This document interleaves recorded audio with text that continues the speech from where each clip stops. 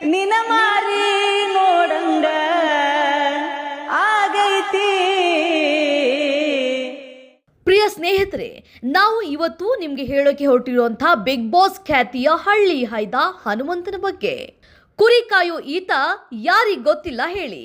ಹಳ್ಳಿ ಹೈದ ಎಲ್ಲರ ಮನಸ್ಸನ್ನ ಗೆದ್ಬಿಟ್ಟಿದ್ದಾನೆ. ಅಂದಹಾಗೆ ಹನುಮಂತು ಹುಟ್ಟಿದ್ದು ಹಾವೇರಿ ಜಿಲ್ಲೆಯ ಚೆಳ್ಳೂರು ಬಡ್ನಿ ಗ್ರಾಮದಲ್ಲಿ. ಹುಟ್ಟುತ್ತಲೇ ಬಡತನ ಅಂದ್ರೇನು ಅಂತ ಅರಿತ ಹನುಮಂತು ಕುರಿ ಕಾಯುತ್ತಲೇ ಹಾಡುಗಳನ್ನ ತನ್ನದೇ ಶೈಲಿಯಲ್ಲಿ ಕಲ್ತಿದ್ದಾನೆ. ಸರಿಗಮಪ ರಿಯಾಲಿಟಿ ಶೋ ಮೂಲಕ ಕರುನಾಡಿನ ಜನತೆಯ ಅಚ್ಚುಮೆಚ್ಚಿಗೆ ಹನುಮಂತ ಪಾತ್ರರಾಗಿದ್ದಾನೆ. ಸಿಂಗಿಂಗ್ ಜೊತೆಗೆ ಡ್ಯಾನ್ಸಿಂಗ್ ರಿಯಾಲಿಟಿ ಶೋನಲ್ಲೂ ಕಾಣಿಸಿಕೊಂಡಿರುವಂತಹ ಹನುಮಂತು ತಮ್ಮ ಗ್ರಾಮೀಣ ಭಾಷೆ ಮೂಲಕವೇ ಎಲ್ಲರ ಹುಬ್ಬೇರಿಸುವಂತೆ ಮಾಡಿದ್ದಾರೆ.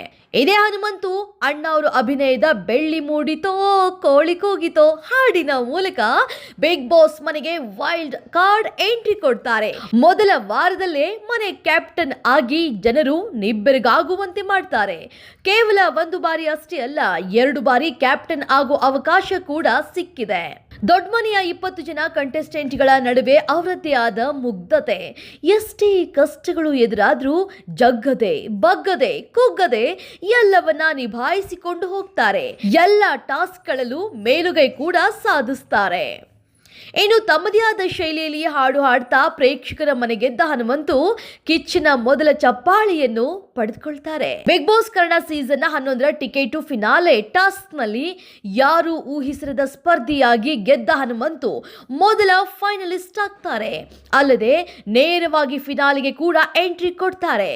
ಇವತ್ತು 3 ಸ್ಪರ್ಧಿಗಳ ಮಧ್ಯ ಫೈನಲ್ ಟ್ರೋಫಿ ತಮ್ಮದಾಗಿಸಿಕೊಂಡಿದ್ದಾರೆ. ಅದ್ಭುತ ಹಾಡುಗಾರ ಹಳ್ಳಿ ಹೈದ ಹನುಮಂತು ಮುಂದಿನ ಜೀವನ ಖುಷಿಯಾಗಿರ್ಲಿ ಅಂತ ನಾವು ಕೂಡ ಆಶಿಸೋಣ. All the best Hanumanthu. Channel ಅನ್ನ ಸಬ್ಸ್ಕ್ರೈಬ್ ಮಾಡೋದನ್ನ ಮರೆಯದಿರಿ.